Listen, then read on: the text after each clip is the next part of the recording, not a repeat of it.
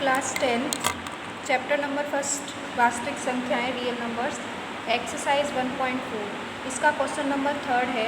कुछ वास्तविक संख्याओं के दशमलव प्रसार नीचे दर्शाए गए हैं। ये कुछ वास्तविक संख्याएं हैं, इनके दशमलव प्रसार यहाँ पर दिए हुए हैं। प्रत्येक स्थिति के लिए निर्धारित कीजिए कि यह परमेय संख्या है। प्रत्येक स्थिति के लिए निर्धारित कीजिए कि यह परमेय संख्या है या नहीं है। यदि परमेय संख्या है और P/Q के रूप की है तो Q के अभाज्य गुणनखंडों के बारे में आप क्या कह सकते हैं, ये बताना है। पहले तो ये देखना है कि ये परमेय संख्या है या नहीं है। दो प्रकार की संख्या होती है, एक परमेय एक अपरमेय। तो ये देखना है इनमें कौन सी परमेय है और कौन सी परमेय नहीं है। फिर वो P/Q के रूप में लिखी जाएगी अगर परमेय होगी तो फिर ये बताना है कि Q के अभाज्य गुणनखंड क्या हो सकते हैं, उनके बारे में आप क्या कह सकते हैं।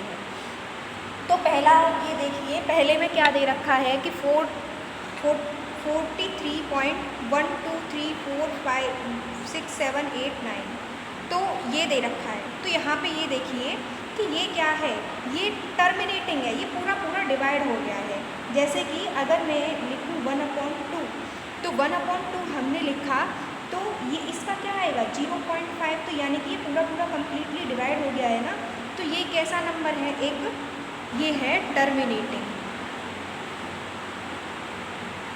टर्मिनेटिंग नंबर है, यानी कि कम्प्लीटली डिवाइड हो रहा है। ये जब भी कोई नंबर कम्प्लीटली डिवाइड होता है इसका मतलब ये है कि वो जो नंबर है वो कैसा है, रेशनल नंबर। टर्मिनेटिंग नंबर ही क्या होते हैं, वो होते हैं रेशनल नंबर। तो ये कैसी संख्या है, परमेय संख्या है, परमेय संख्या। ये परमेय संख्या है यानी कि रेशनल नंबर है,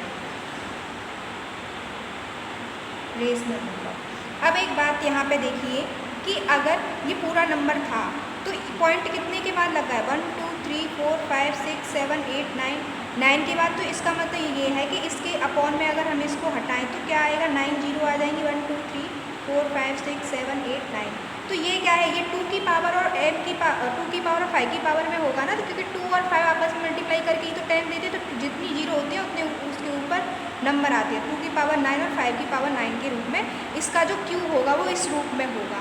तो ये P/Q के रूप में होगी, परमेय संख्या है ये। तो ये P/Q के रूप में होगी। और Q कैसा होगा, Q के अभाज्य गुणनखंड कैसे होंगे, अभाज्य गुणनखंड 2 की पावर m 5 की पावर m के रूप के होंगे, के रूप में होंगे, इस रूप में होंगे। क्योंकि ये कम्प्लीटली डिवाइड हो गया है, ये टर्मिनेटिंग है, इस वजह से ये परमेय संख्या है। परमेय संख्या है तो P/Q के रूप में लिखी जा सकती है। और Q किस रूप में होगा, 2 की पावर m और 5 की पावर m के रूप में। अब यहाँ पे देखिए यहाँ पे 0.120, फिर 1200, फिर 1200, 124 टाइम्स 0। तो यहाँ पे आप ये देख रहे हैं कि यहाँ पे ये जो नंबर है वो रिपीट नहीं हो रहे हैं। मतलब ये टर्मिनेटिंग तो है नहीं, कम्प्लीटली डिवाइड तो ये हो नहीं रहा है और ये रिपीट भी नहीं हो रहा है। तो इस वजह से ये जो है वो कैसा नंबर है, इरेशनल नंबर, यानी कि अपरमेय संख्या है, अपरमेय संख्या। अब आगे हम इस नंबर की बात करते हैं तो इसके ऊपर बार लगा हुआ है, ये वाला देखो, ये कैसा नंबर है, ये 43.123456789 ये था। इसके पीछे डॉट नहीं लगा हुआ था, इसलिए ये कम्प्लीटली डिवाइड हो गया है। इसके पीछे ये डॉट लगा हुआ है, इस वजह से ये कम्प्लीटली डिवाइड नहीं हुआ है। और ना ही ये जो नंबर है वो क्या है, ना तो टर्मिनेटिंग है ना ही रिपीटिंग है। लेकिन यहाँ पे देखो, जब भी कोई नंबर बार बार रिपीट होता है तो हम उसके ऊपर बार लगा देते हैं।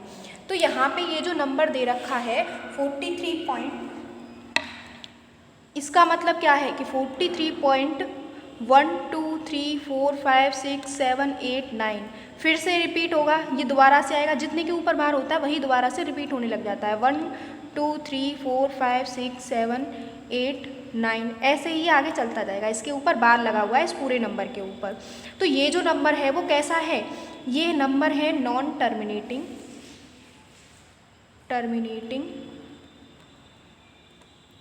और एंड रिपीटिंग कैसा नंबर है? नॉन टर्मिनेटिंग और रिपीटिंग। और नॉन टर्मिनेटिंग और रिपीटिंग नंबर कैसे होते हैं? P अपॉन Q के रूप में होते, यानी कि वो परमेय संख्या होते हैं। परमेय संख्या, परमेय संख्या होते हैं तो P अपॉन Q के रूप में लिखे जा सकते हैं। तो यहाँ पे एक बात समझिए, जो टर्मिनेटिंग होते हैं उनका जो Q होता है वो 2 की पावर m और 5 की पावर m के रूप का होगा। लेकिन जो नॉन टर्मिनेटिंग होते हैं लेकिन रिपीटिंग होते हैं उनका जो Q होता है, तो जो Q होगा P अपॉन Q के रूप में होगी, क्योंकि परमेय संख्या है। नॉन टर्मिनेटिंग और रिपीटिंग तथा टर्मिनेटिंग, ये दोनों ही संख्याएं कैसी होती हैं? ये दोनों ही संख्याएं परमेय संख्या होती हैं। लेकिन नॉन टर्मिनेटिंग और रिपीटिंग का जो Q है, इस Q के अभाज्य गुणनखंड के अभाज्य गुणनखंड 2 की पावर m और 5 की पावर m के रूप के नहीं होंगे, इस रूप के नहीं होंगे। ठीक है, इसका यही सॉल्यूशन था। आई होप आपकी समझ में आया होगा। Thank you.